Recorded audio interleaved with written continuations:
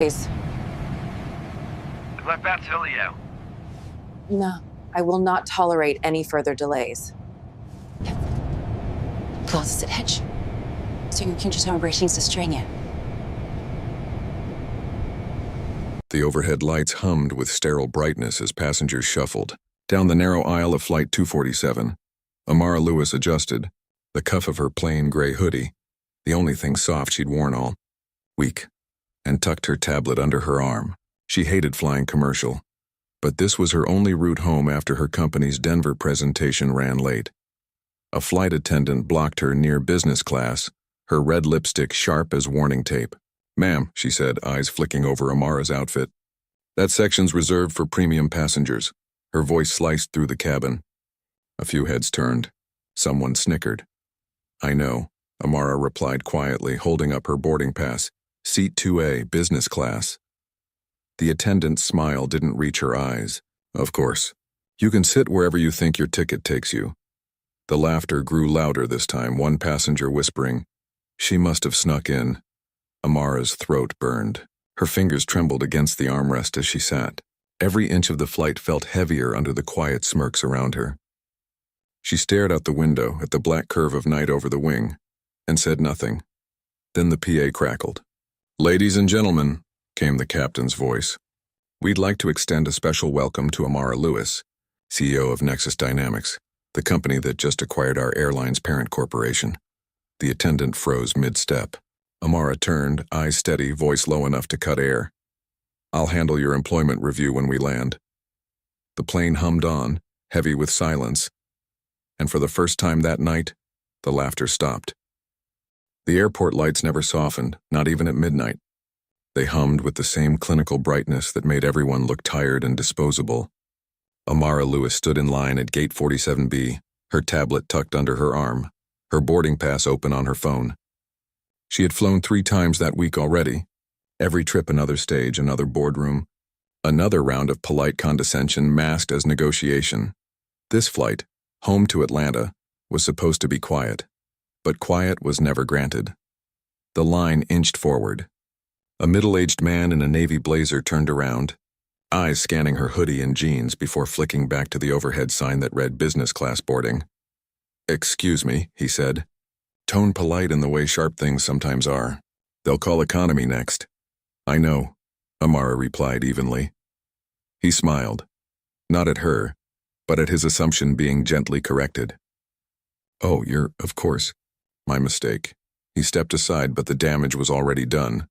That invisible cut that never drew blood yet always stung. At the gate desk, the attendant scanned Amara's pass. Her smile faltered a fraction of a second too long. "Seat 2A, she said, glancing between the phone and Amara's face. "Business?" "That's what the ticket says." A pause. Then a curt nod. "Of course. Have a nice flight." Amara caught her reflection in the glass wall beside the jet bridge. Composed, calm, expressionless. Her mother used to call it her armor. Don't let them know they got to you. Inside the jet bridge, the air changed, way heavier, recirculated. A crew member at the door greeted each passenger with a bright, rehearsed smile. When Amara reached her, the smile dimmed. "Welcome aboard," the attendant said. "Main cabin is down the left aisle." "Seat 2A, Amara replied.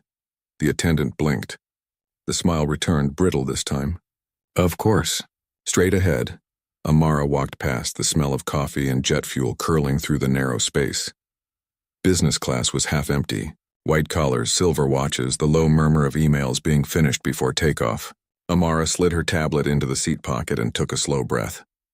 The cabin was cold, the kind of cold meant to keep people alert. A second attendant, younger, blonde, wearing the same red scarf as the first, approached with a clipboard. She didn't speak at first, just looked Amara up and down, eyes snagging on the gray hoodie. "Ma'am," she said finally, with a small laugh under her breath. "Business class is a formal section. Next time, please dress appropriately for the seat you purchased." The words landed like a slap, casual, public, cruel in their certainty. Amara turned her head slowly. "Excuse me." The attendant's smile widened, all teeth. "Just company policy. We like to maintain standards for all our premium passengers." A man across the aisle snorted. Another whispered something behind a raised newspaper. Amara felt heat crawl up her neck. I wasn't aware hoodies were against federal flight regulations. Of course not, ma'am. The attendant's tone was syrupy now. Just optics. The word lingered. Optics. The corporate cousin of you don't belong here. Amara gripped her tablet tighter. Noted. The attendant stepped away, her heels clicking on the carpet. Laughter, small restrained, rippled down the aisle. Someone muttered, "Guess even CEOs need dress codes." Her chest tightened. She looked out the window, watching the tarmac lights blur against the glass. Planes taxied in the distance, white giants under sodium lamps. She remembered her mentor's voice years ago, the night she'd been denied her first promotion. "They'll see your competence last, Amara, always last. So make it impossible to ignore." The intercom crackled. "Boarding complete," came the captain's voice. "Cabin crew, prepare for departure." Amara exhaled slowly, trying to push the moment aside. But the laughter had already set roots, that low, mocking sound that filled the quiet spaces. The same attendant returned with a tray of drinks. "Champagne for our business passengers?" Amara didn't look up. "Water, please." Of course, when the cup arrived, it was half full. The attendant smiled again, that same rehearsed curve. "Anything else?" Amara met her eyes. "Yes, your name." A flicker of hesitation. "Melissa. Thank you, Melissa." Melissa moved on quickly. The engines rumbled. The plane tilted back as they climbed through clouds, the cabin lights dimming to a soft amber. Amara leaned back, eyes closed, pretending not to hear the whispers, arrogant, overreacting, entitled. She thought about how many times she'd smiled through this same script. Conferences, boardrooms, hotels, the same people asking, "And who do you work for?" Never expecting the answer, "I own it." She'd promised herself long ago not to lose composure in public. But the humiliation tonight was different, not just personal but patterned. She could feel it in her ribs, that old familiar ache. When the seatbelt sign chimed off, Melissa passed again. "Would you like a warm towel?" Amara nodded once. The towel was cold. A murmur of laughter again. Someone said, "Maybe she's one of those online CEOs." Her hand tightened around the towel until it twisted. She placed it back on the tray and stared straight ahead. Then, faintly, her phone vibrated. A message from her assistant glowed on screen. "We finalized the acquisition. The board approved the merger with United Sky Aviation United Sky, the airline she was currently flying on." Amara's breath stilled. She read the message twice. Her reflection in the dark window looked different now, not tired but sharp. The plane leveled out. Melissa stopped beside her again, offering another drink, tone falsely sweet. "You're awfully quiet up here. First time in business?" Amara turned her head slowly, voice calm, eyes unwavering. "No, but it's the last time you'll serve on this route." Melissa blinked, confused. "I beg your pardon?" Amara said nothing else. She opened her tablet, pulled up the merger documents, and began highlighting names. Outside, lightning flashed across distant clouds, a white fracture in the dark. The engines hummed steady, indifferent. Somewhere behind her, the laughter finally stopped, and Amara smiled. Not out of satisfaction, but recognition. Something had shifted. Justice, she thought, begins long before it's visible. The flight droned on toward Atlanta, and at 30,000 feet, a reckoning began. The cabin lights dimmed to a twilight hue. Outside, the night sky stretched endlessly and were black, cold, vast. Inside, silence had a temperature. It settled over the seats in business class, heavy and watchful. Amara could feel it, the subtle recalibration of behavior. After the announcement, the atmosphere changed from mocking to brittle politeness. But under that quiet veneer, contempt still pulsed. She could taste it in the air, dry as recycled oxygen. "Ms. Lewis," came a hesitant voice. Melissa, the same attendant who had laughed earlier, now stood beside her seat, hands clasped so tightly the knuckles gleamed white. "I just wanted to apologize for any misunderstanding earlier." Amara didn't look up from her tablet. "Which misunderstanding?" Melissa's smile faltered. "The comment about a tire." "I didn't realize that I'm your employer." Amara interrupted, her tone flat, precise. A murmur rose from the nearby seats, people pretending not to listen. Melissa's eyes darted around. "I didn't mean to offend." "You did," Amara said softly. But you also exposed something useful. Melissa swallowed. Ma'am, if I could just... Amara closed the tablet, finally meeting her gaze. You treated me exactly how your training allowed. The problem isn't your manners. It's the system that taught you what power looks like. Melissa stood silent, face flushing red, the smile fully gone now. A senior purser approached. Older. Male, wearing the polished authority of years in uniform. His name tag read Harper. Is there a problem here? He asked, voice practiced, neutral. Melissa spoke quickly. No, sir, I was just... Actually, there is, Amara said, her tone still controlled. I was just reminded what unconscious bias looks like in motion. Harper straightened. Ms. Lewis, if there's been any miscommunication, please allow me to assure you... Stop. Her voice cut through the air, sharp as the edge of a broken wing. Don't use corporate phrasing. You're not a press release, he blinked, caught off guard. I apologize if our staff's behavior... Apologies are cheap, she said. Systemic correction isn't. The silence that followed was so taut it hummed. Even the engine seemed quieter. Finally, Harper inclined his head. Understood. He gestured subtly for Melissa to step back. She did, eyes glistening. As they retreated, a passenger 2 rows ahead, a man in an expensive suit, probably finance, turned halfway around in his seat. You didn't have to humiliate her, he muttered. Amara's gaze found him instantly. You mean the way she humiliated me? He shifted, defensive. It was a misunderstanding. You're making it racial when it's probably just customer service gone wrong. Her eyes didn't waver. You saw what you wanted to see, hierarchy. You assumed the uniform makes her right. That's how bias hides in plain sight. He frowned. That's a stretch, Amara tilted her head. Is it? She didn't raise her voice. She didn't need to. The authority in her calm was its own kind of violence, the kind that didn't destroy but dismantled. He turned away without answering. Minutes passed. The cabin lights shifted again, signaling dinner service. The metallic scent of reheated meals filled the air. Harper himself delivered Amara's tray, posture formal, words chosen carefully. Would you like the vegetarian option, Ms. Lewis? No, she said. Just coffee. He nodded, set the cup down, and lingered for a moment. If there's anything else, there will be, she said. Tomorrow, he hesitated. I understand you're reviewing personnel matters. Amara looked at him for a long moment. I'm reviewing culture. Personnel is a symptom.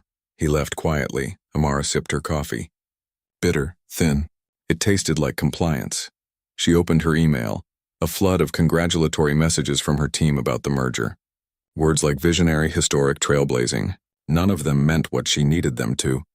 She closed the screen again. Through the dimmed cabin, a flight attendant's laughter drifted from the galley, forced, nervous. The sound triggered a flicker of memory. A meeting years ago, a senior partner calling her too assertive for disagreeing with his data. Same tone, same defense, ridicule disguised as professionalism, a tap on her shoulder. Melissa again. Her eyes looked different now, less defiant, more uncertain. I just wanted to say again I didn't mean any harm. Amara studied her face, young, untested, maybe late 20s. The kind of woman who learned early that smiling could disarm power.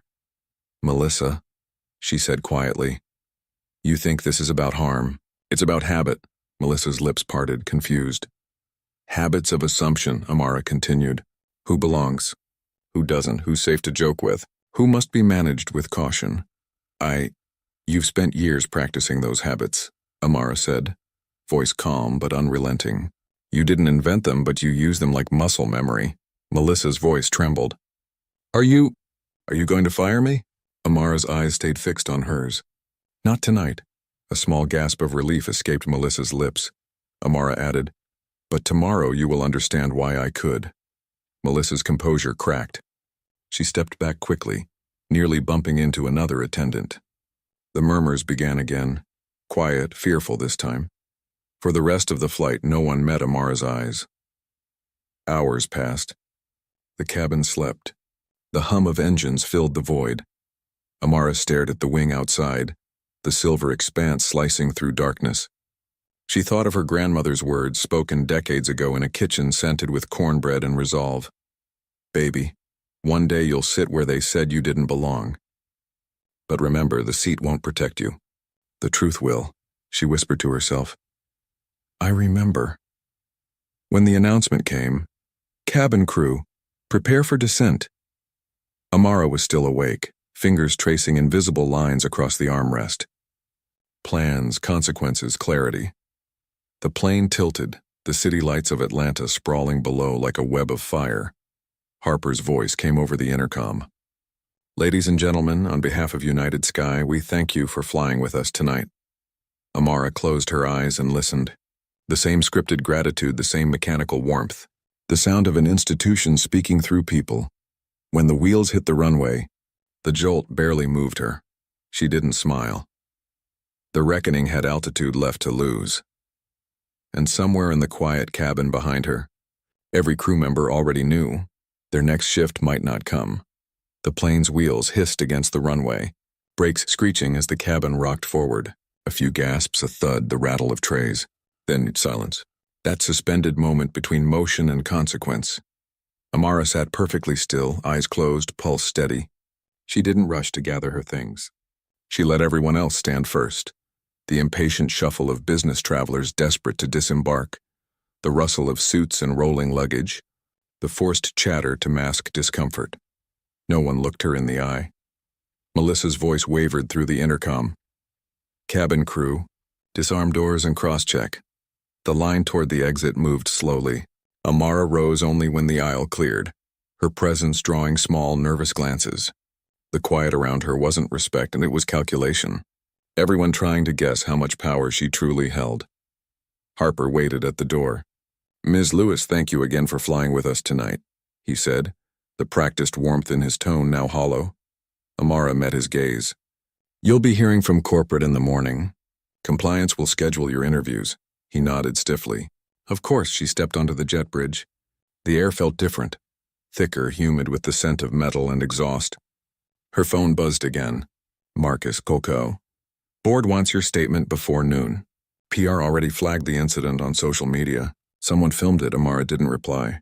She walked through the terminal like someone moving underwater. Every step deliberate, controlled. She could feel eyes on her. Word always traveled faster than truth. At baggage claim, she saw the first flash of a phone camera. A passenger from the flight whispering to another, "That's her." The CEO. By morning, it would be everywhere. At 7:45 a.m., Amara sat in the 38th floor conference room of Nexus Dynamics headquarters. The skyline shimmered behind her, glass and sun reflecting off towers. Across the table sat Marcus and two other executives, faces tight, voices cautious. Marcus spoke first. "We've already received the preliminary HR report. United Sky's team is calling it a miscommunication. They're suggesting you misinterpreted the attendant's tone." Amara's lips parted slightly, a humorless almost laugh. "They're sanitizing it already." "Of course," Marcus said. "They're trying to protect brand integrity. You're technically their new majority stakeholder. They'll want to avoid scandal before integration.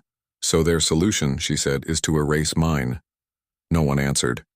The PR director, Lydia, shifted in her chair. "We can control the narrative, Amara.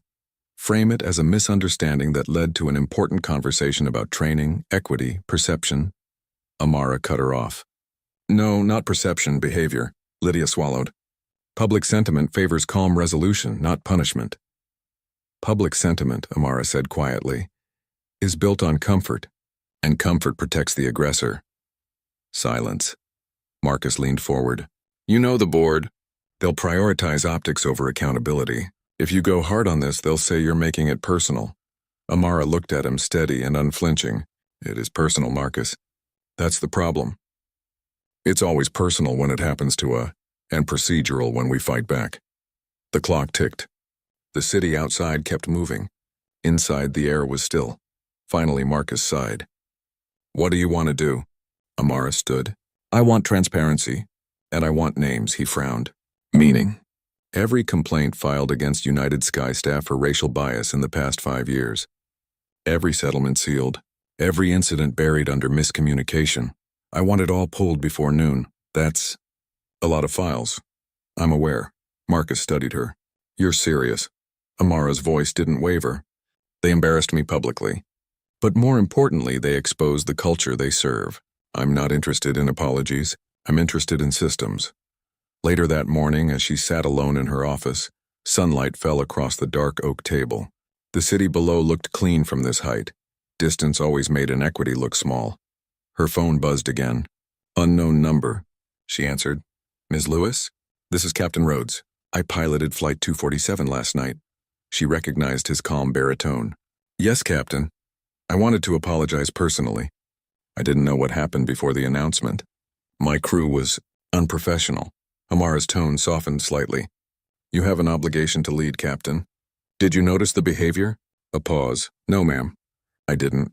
I suppose that's part of the problem." "Exactly." He hesitated. "For what it's worth, I'll be submitting a full report to corporate. What you experienced shouldn't happen. Not to anyone. Thank you," she said quietly. "But I don't need your sympathy. I need your testimony." Another pause. "Then, you'll have it." She hung up. By noon, her assistant dropped a folder on the table, thick, marked Internal Employee Complaints, 2018-2025.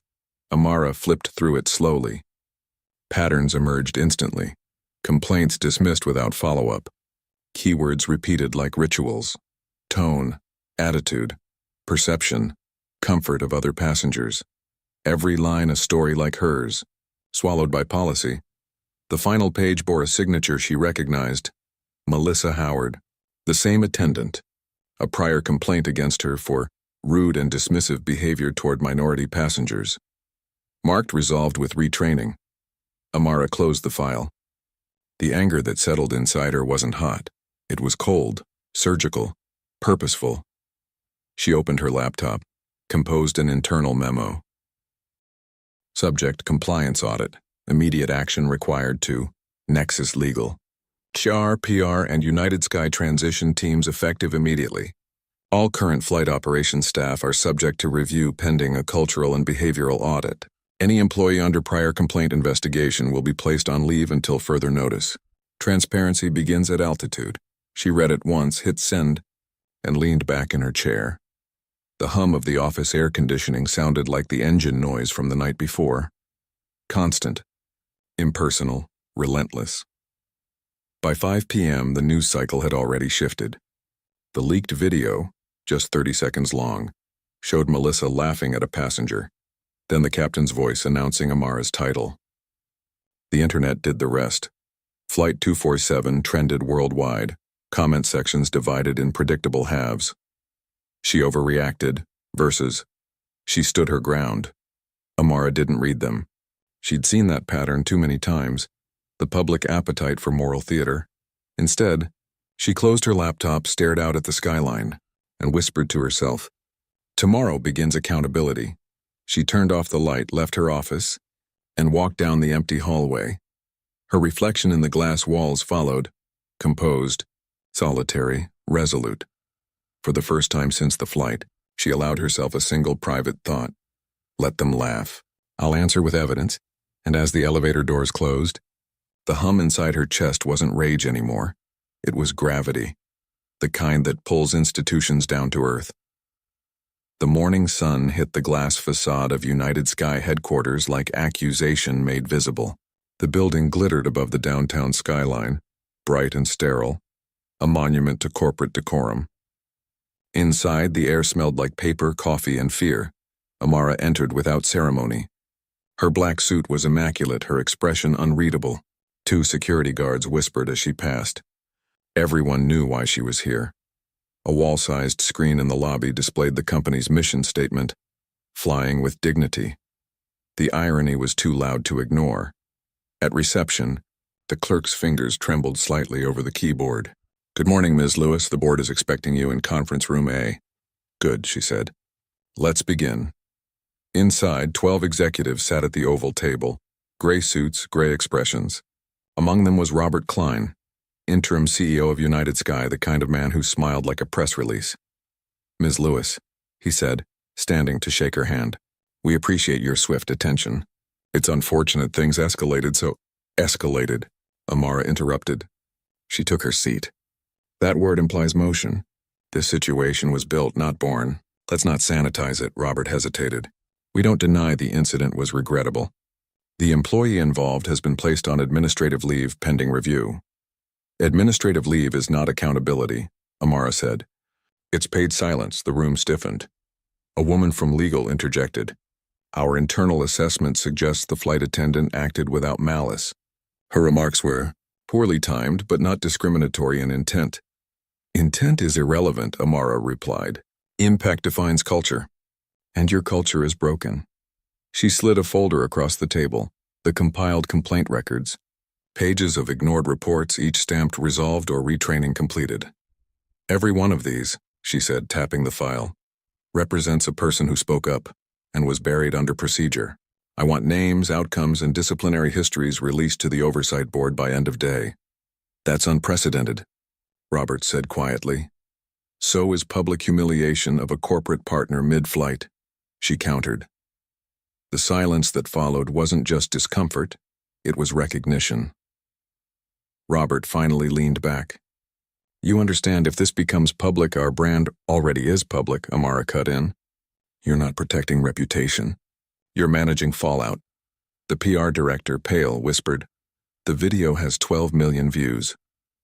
Robert exhaled slowly, rubbing his temple. Fine, we'll cooperate with your review, but we'd prefer this remain internal.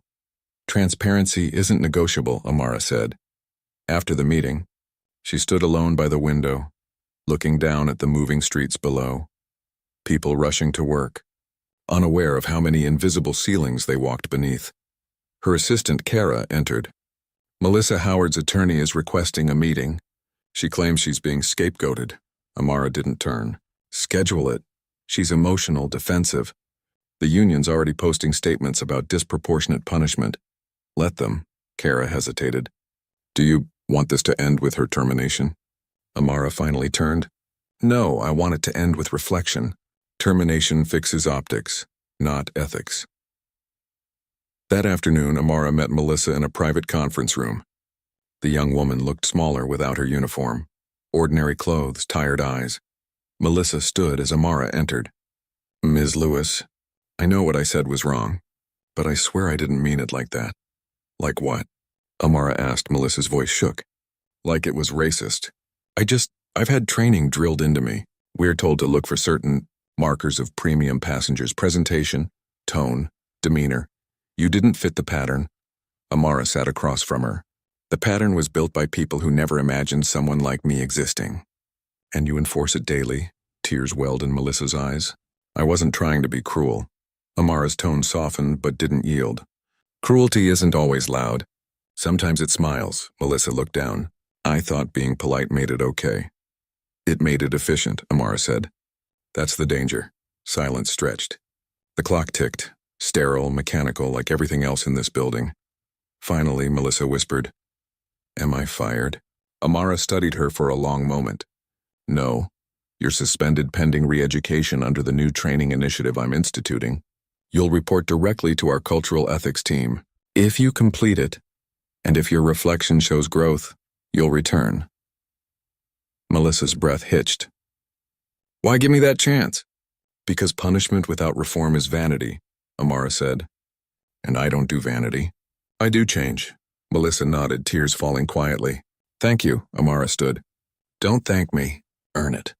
Outside the room, Kara waited with updates. Media's calling this the Flight 247 scandal. Stock prices are stable for now. Your leadership statement is trending. Good, Amara said. Release the full internal audit report by morning. Kara blinked. You're sure? That'll expose systemic bias in their ranks. It could hurt the merger valuation. Amara looked straight ahead. The truth always costs. But so does silence. That night, Amara returned home. A glass-walled apartment overlooking the city. She removed her jacket, sat on the couch, and turned on the television. Every news channel replayed the same clip. Melissa's laugh, the announcement, the stunned silence. Commentators debated tone, intent, race, professionalism, but one anchor's words held her attention.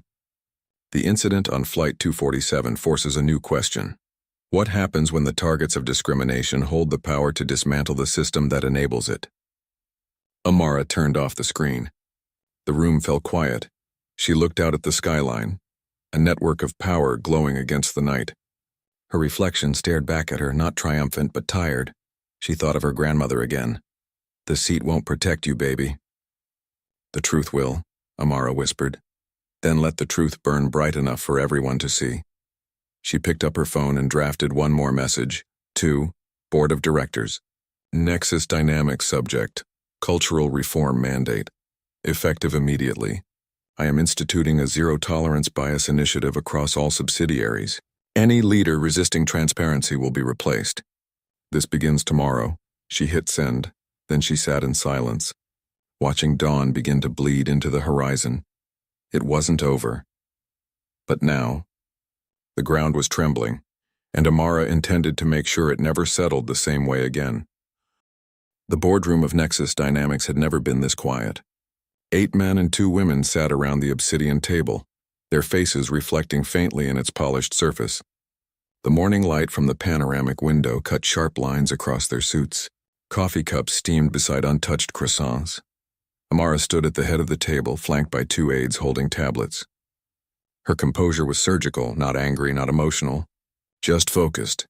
Let's address what you're all avoiding, she began. United Sky's incident didn't expose an employee problem. It exposed a leadership problem, ours. The CFO shifted uncomfortably. Amara, with all due respect, the merger was structured to... The merger, she interrupted, was built on shared values that clearly don't exist. A faint hum from the air conditioning filled the pause. The head of PR leaned forward. The public's divided. Half think you overreacted, half think you didn't do enough. We're walking a tightrope. Then we stop walking, Amara said. We stand. Her tone was calm, but it carried a weight that flattened resistance. She tapped her tablet, projecting a slide onto the wall. Graphs, complaint statistics, recorded comments from former employees, voices trembling as they spoke of being overlooked, mocked, mismatched for brand aesthetic. These were buried, Amara said. Not by accident, by choice. We can't preach equality while laundering bias through bureaucracy. The room was still. Robert Klein, the same man who'd tried to contain her in the previous meeting, joined via video call.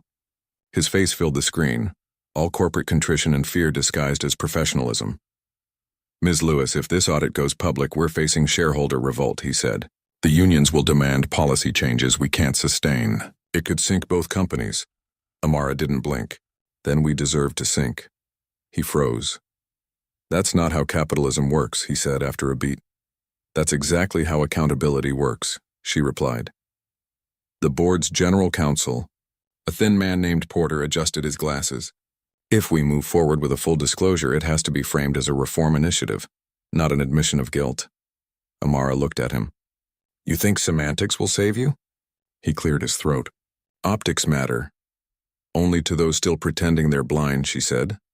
One of the junior board members, and a young black woman named Layla, who'd barely spoken before, finally spoke. Ma'am, if I may, what you're doing, it's right. But it's also dangerous. They'll try to paint this as instability in leadership. Amara turned to her. Then they'll have to say it while I'm still standing. Layla's eyes glistened. For the first time, someone in that room saw possibility where fear had lived too long. The meeting stretched for hours. Legal strategy, HR restructuring, public communication plans. But every argument came back to one truth. Amara's stance wasn't negotiable. When the room finally emptied, Porter lingered. You're aware this could cost you your position, he said quietly. Amara looked out the window. You can't lead if you're afraid of falling. He hesitated. You're making enemies. I'm making progress. Porter sighed and left. Later that afternoon, Amara met Kara in her office. The younger woman's tone was urgent. We just got an internal leak. Someone inside United Sky sent documents to the press. Payroll discrepancies, bias complaints, even a recording of that flight attendant training module. Amara took the tablet. The recording played, a trainer's voice saying, Remember, image consistency sells confidence. Observe attire, articulation, and composure, subtle indicators of premium clientele. It was coded bias wrapped in corporate vocabulary. Amara's jaw tightened. Release our full report before they can frame the narrative. And issue a statement, one line only. Accountability starts with exposure. Kara nodded, eyes wide. That's going to explode online. Good, Amara said. Let it burn clean. By evening, her phone wouldn't stop vibrating with notifications, calls, emails. News anchors debated whether her actions were courageous or reckless. Investors panicked. Employees whispered. At 9:42 p.m., her screen flashed with a new message. From Robert Klein. Subject, urgent, cease disclosure.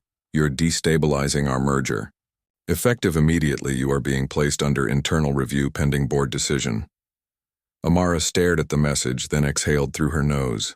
Slow, deliberate. Kara stepped into the office. What happened? They just tried to sideline me, Amara said. Kara looked alarmed. Can they? They can try. Amara stood, her reflection caught in the glass wall, half shadow, half flame from the city lights beyond. That night, she drove through the city in silence. Rain streaked the windshield like falling ink. Her grandmother's words echoed again. They'll smile while they shut the door on you, baby. Don't let them own the hinges.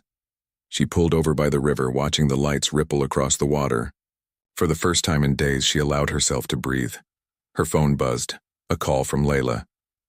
Ms. Lewis, Layla said, voice urgent. Someone leaked your internal messages. The news is saying you orchestrated the entire scandal to gain power. Amara closed her eyes. They're afraid. What do we do? Nothing, she said. The truth's already moving. They can't contain it now. Back at headquarters, executives huddled in conference rooms, scrambling to rewrite statements. Screens glowed with headlines. CEO Amara Lewis under fire for exposing partner airline bias, corporate chaos, or courage. The Flight 247 fallout continues. Robert Klein watched from his corner office, jaw clenched. She thinks she can burn us clean, he muttered. Let's see how fire treats her. He picked up the phone. Get me the ethics committee. I want formal charges by morning. At that same moment, Amara's inbox pinged with one new message. The sender, anonymous employee, United Sky, thank you. For once, someone didn't look away. She stared at it, her hand trembling slightly. Not from fear, onto from fatigue, she whispered to herself. Then I can't look away either. Outside, thunder rolled low over the skyline, a warning. Or perhaps an omen. Amara stood, squared her shoulders, and turned back toward the city lights. If they wanted a war, she would give them one. But it wouldn't be fought in boardrooms. It would be fought in daylight. Morning broke like a flash grenade. Every major network, podcast, and headline screamed Amara's name. Split screens showed her corporate portrait beside the Flight 247 clip. Melissa's laugh frozen mid-smirk. Amara's calm stare cutting through humiliation. Commentators sparred over motives. Some called her a reformer, others a radical. But the noise had a rhythm. Chaos with intent. Inside Nexus headquarters, tension crackled. Employees avoided eye contact in hallways. PR teams barricaded themselves behind screens, drafting statements to please everyone and convince no one. Amara walked through it all like a storm through glass, silent, deliberate, unyielding. Kara met her at the elevator. It's everywhere, Amara. News cycles are spinning every angle. They're saying you weaponized the scandal for control. Good, Amara said flatly. Control needs new hands. By 9 a.m., she was in the broadcast room. A live interview request had come from the Global Desk, the largest business news network. She accepted without consulting PR.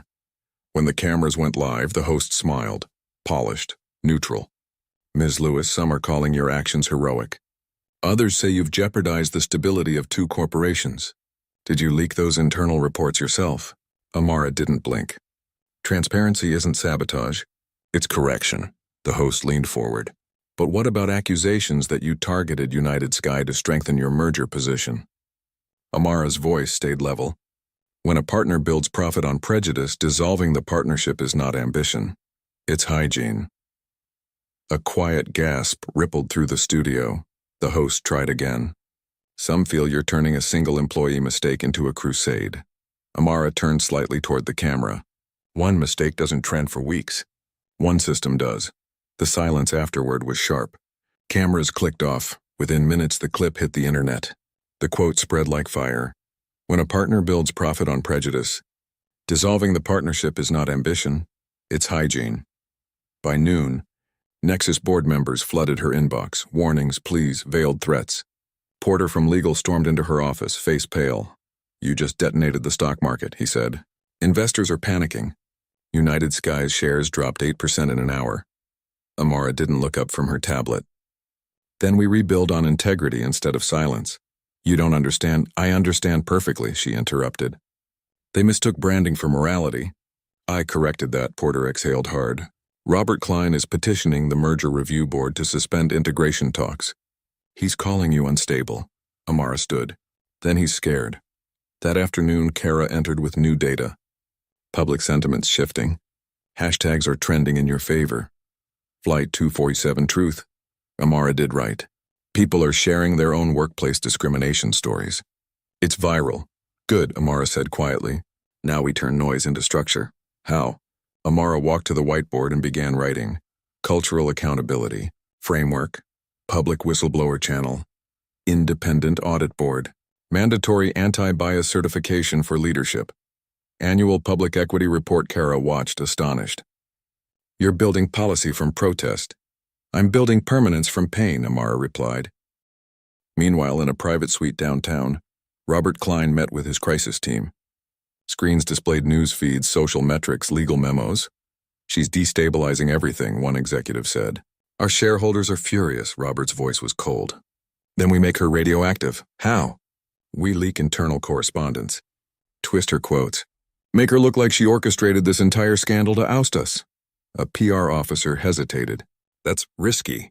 If she proves retaliation, she won't get the chance. He turned to his assistant. Get me the clips of her internal memos. The ones about reform mandates and replacements? Out of context, they'll sound like power consolidation.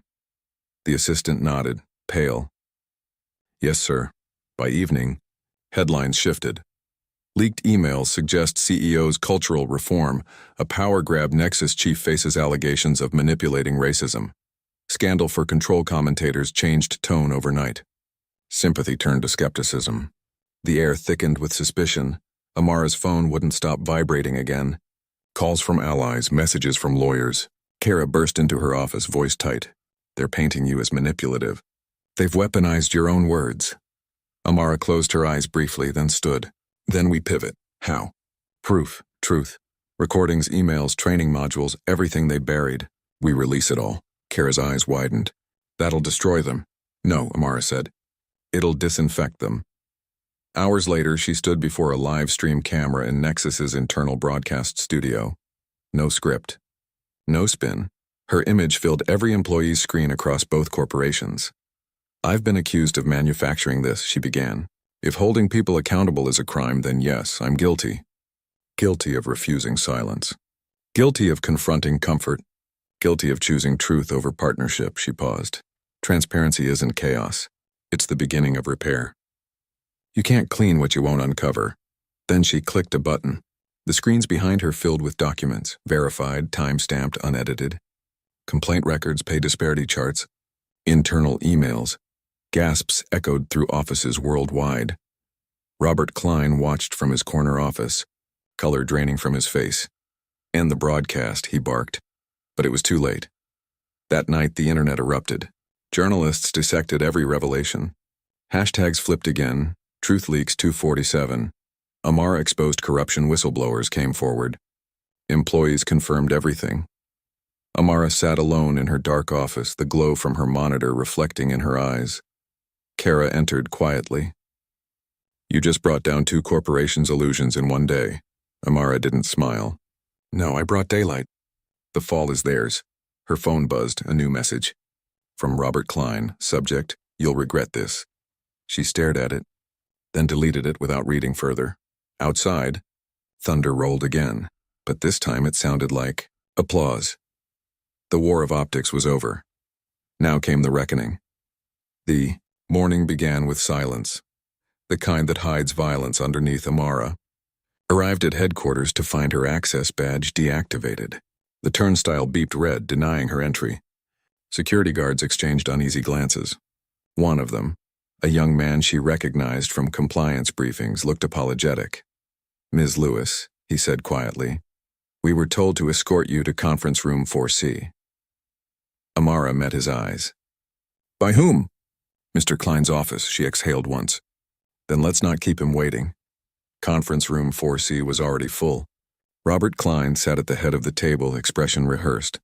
A corporate smile stretched thin over fear. Beside him were 3 board members, 2 attorneys, and an HR executive with a folder labeled Internal Ethics Review. "Amara," Robert said smoothly. "Thank you for joining us. Please have a seat." She didn't. "Get to the point." Robert nodded to the attorney, who began reading from a printed statement. "Effective immediately, the Board of Directors has voted to place Ms. Amara Lewis on administrative suspension, pending investigation into the misuse of confidential data and breach of fiduciary duty." Amara folded her arms. "You mean for telling the truth?" Robert leaned forward. "For endangering billions in assets and violating non-disclosure agreements." The HR executive slid papers across the table. "You'll need to surrender your access credentials, company devices, and confidentiality badge immediately." Amara's voice was steady. "You're trying to erase me. You think firing the messenger saves the system?" Robert's tone hardened. "This isn't about race anymore, Amara. It's about control.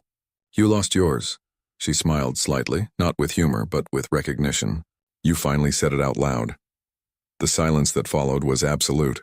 Amara reached into her bag, retrieved her company phone, and placed it on the table. "Everything you're accusing me of? Documented, archived, encrypted off-site." Robert's jaw tightened. "You're bluffing," she met his eyes. "Try me." The attorney started to intervene, but Amara raised a hand. "Don't bother. You've already written your press release. You'll call it a leadership transition, maybe a vision realignment. You'll thank me for my service, then leak something to discredit me. But here's your problem, and I didn't act alone." Robert blinked. "What?" Amara turned to the door. "Kara," the door opened. Kara walked in with 2 media representatives and a compliance officer carrying a camera.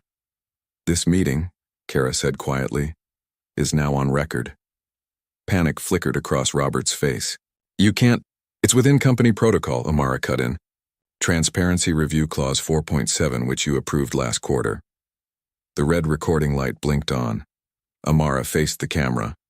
"For the record, the board of Nexus Dynamics is retaliating against a CEO for exposing systemic discrimination. This is what accountability looks like when it threatens power."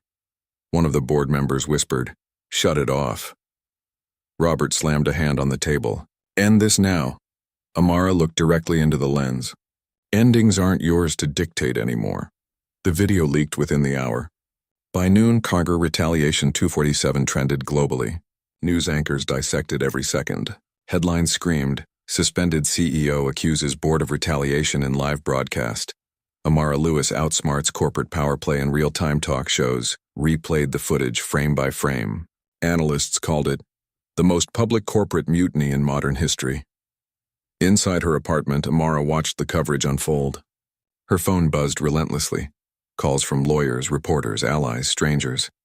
Some hailed her as a hero. Others called her reckless. She ignored them all.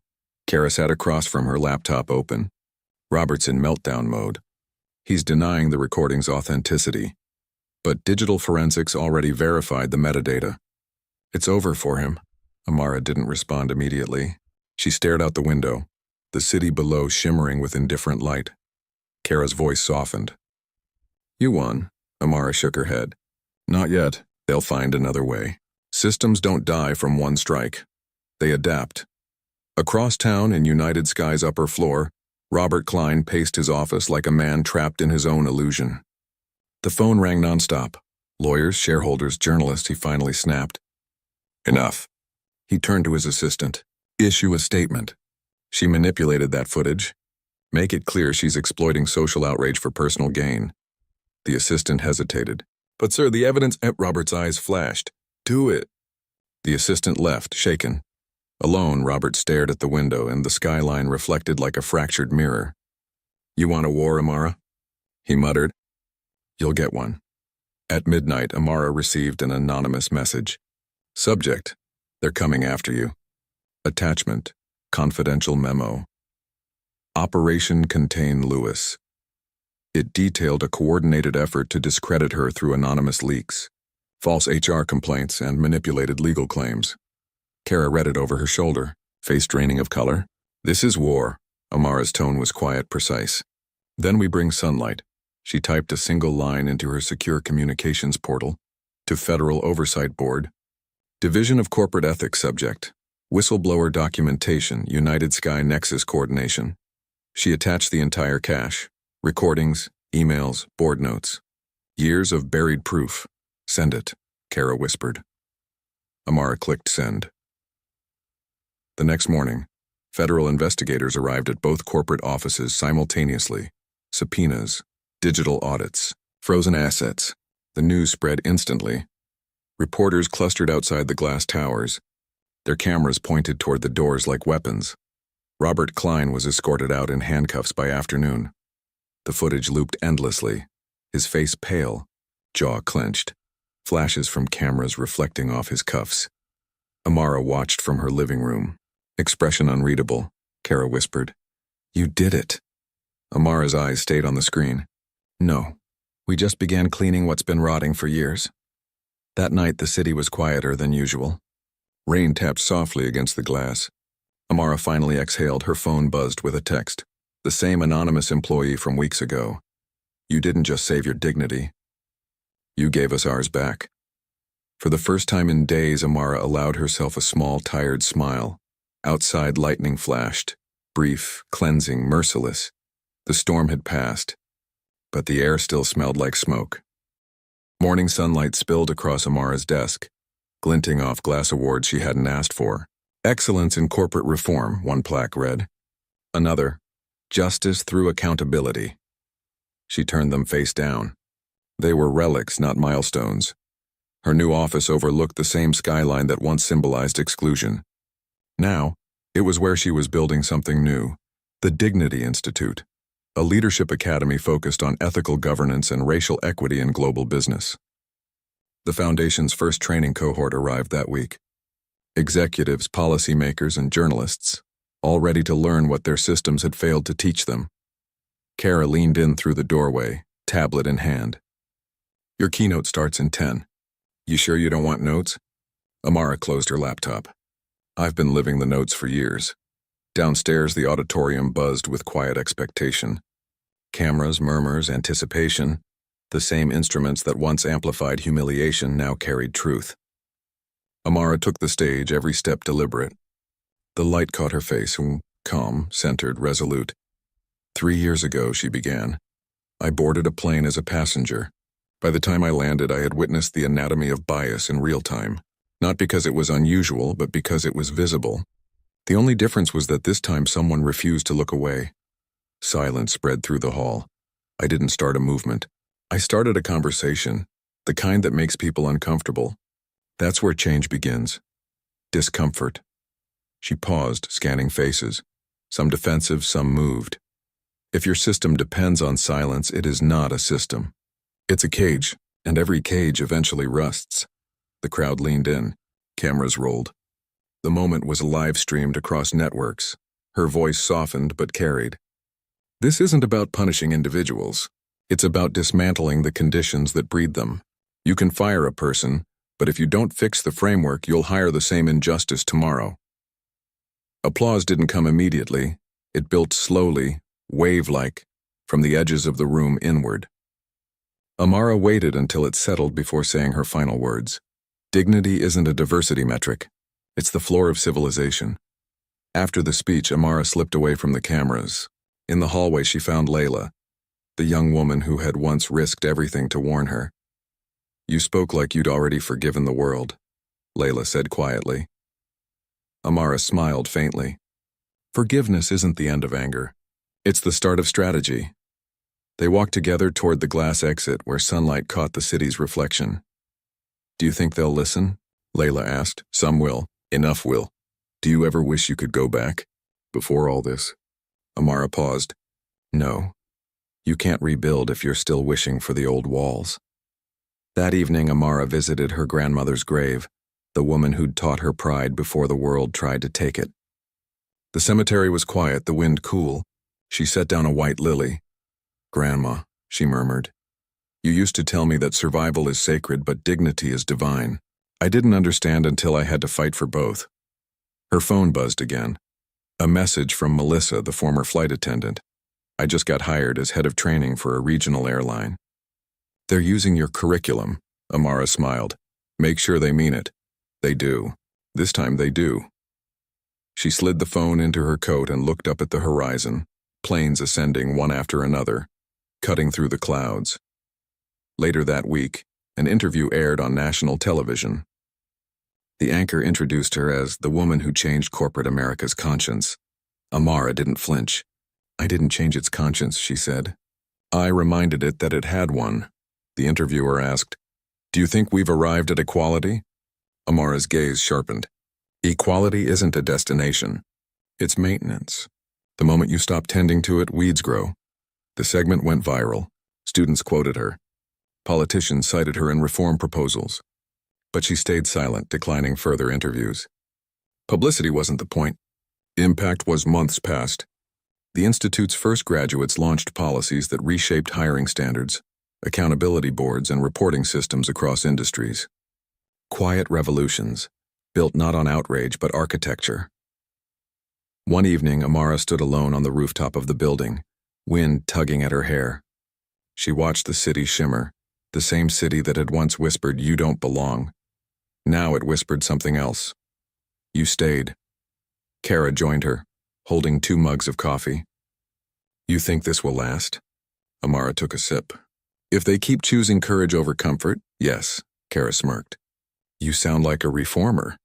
"I sound like someone who's tired of starting over." They stood in silence, watching the lights flicker like small promises. Weeks later, Amara received a letter from a stranger. No return address and just a note inside written in neat handwriting. "I was on that flight. I didn't speak up. I've regretted it ever since. But because you did, I finally learned how to." Amara folded the letter, placed it in a drawer labeled Keep. It joined dozens like it. Evidence of impact that didn't need applause. As dusk settled, she turned off her desk lamp and gazed at the skyline one last time. The same airplanes arced across the horizon, their trails vanishing into orange light. "Flight 372, she whispered. The number burned into memory. Then she turned away from the window, leaving the past in the glass reflection where it belonged.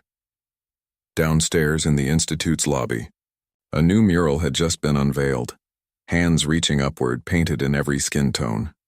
Underneath, her quote was etched in silver letters. "Dignity isn't granted. It's enforced by courage." Amara paused before it, tracing the words with her fingertips. Then she smiled. Not triumphantly, but peacefully. The kind of smile that comes when the storm's memory becomes its own light. Outside, a plane passed overhead. Calm, steady, unremarkable, and that was the point.